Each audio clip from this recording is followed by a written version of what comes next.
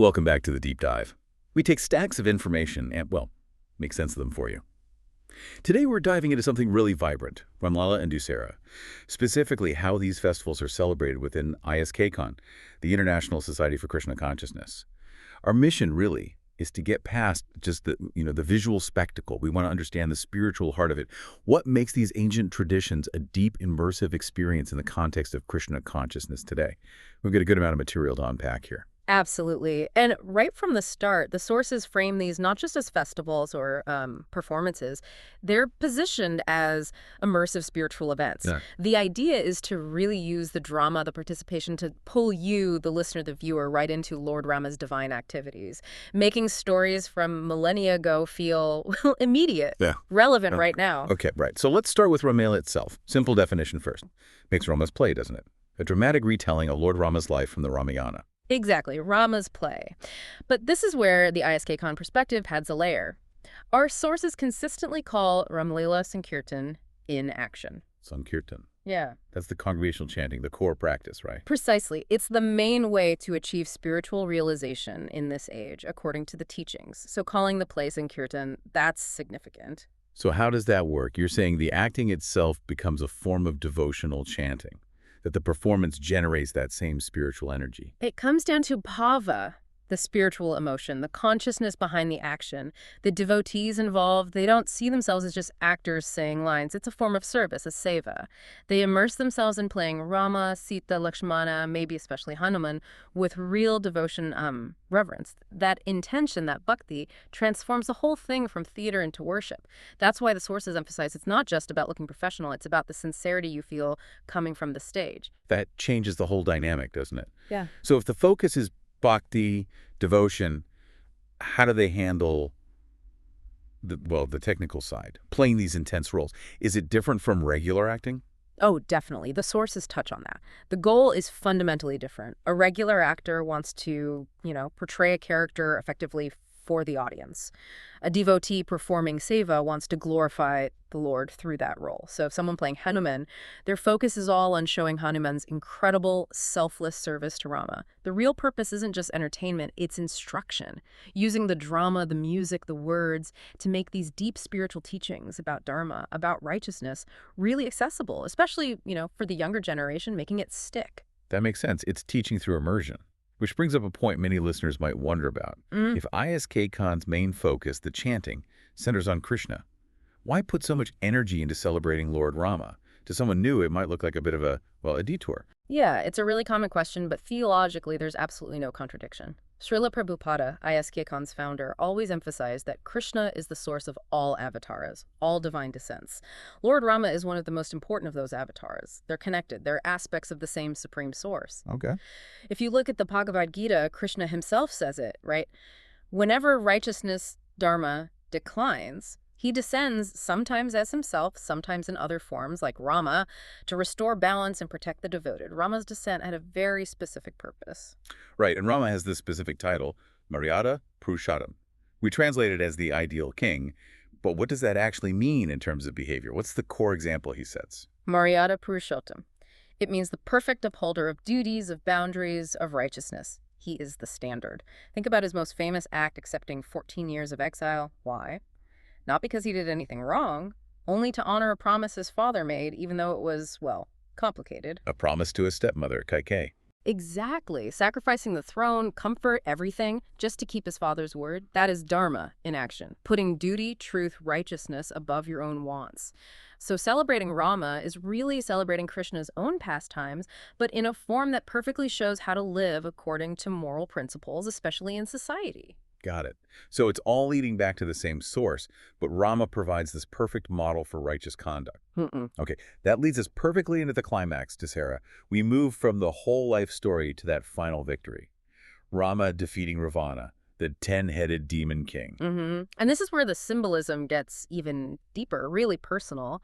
Dussehra isn't just about good beating evil out there. It becomes a metaphor for the battle within us. The sources are very clear. Ravana isn't just some monster from a story. He represents 10 specific bad qualities inside every one of us, conquering the inner Ravana. That's the real point. That's crucial, isn't it? It's not vague evil, it's a list.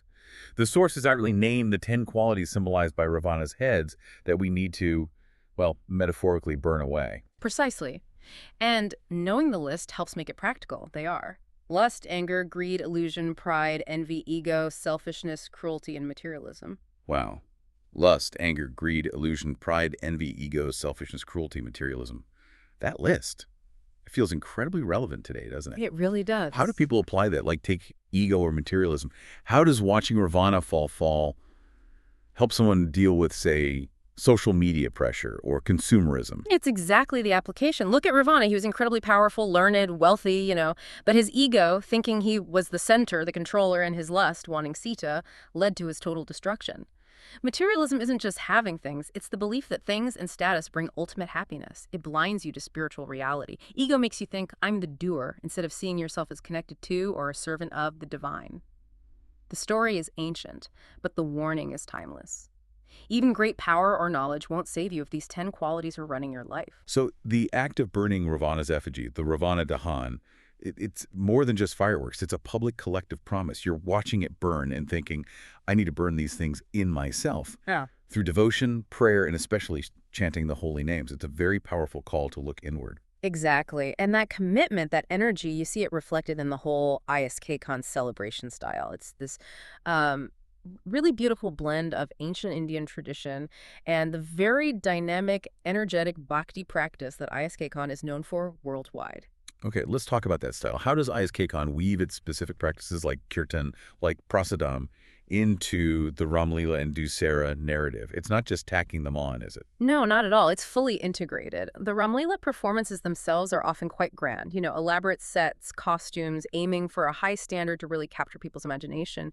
But they aren't silent dramas. The kirtan, the chanting and devotional songs, the bhajans, they're woven right in, sometimes bursting out spontaneously during key moments, other times playing to really heighten the emotion, like when Sita is taken or when Hanuman shows his devotion. Ah, I see. So the music, the chanting, it keeps that devotional current running strong throughout the play, stops it from becoming just a historical reenactment. Precisely. The kirtan keeps the focus on glorifying the Lord, which, again, is sankirtan.